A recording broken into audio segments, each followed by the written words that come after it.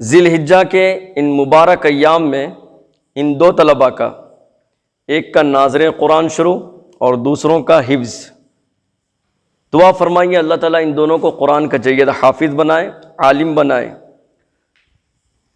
سورۃ الفاتحہ مکیہ، یہ سورت آپ صلی اللہ علیہ وسلم پر مکے میں نازل ہوئی۔ آیاتہا 7، رکوعہا 1۔ بسم اللہ الرحمن الرحیم، الحمد للہ رب العالمین، الرحمن الرحیم،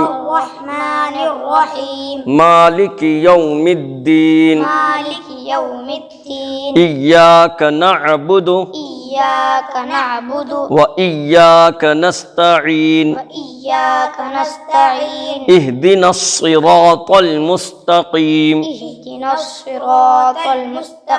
صراط الذين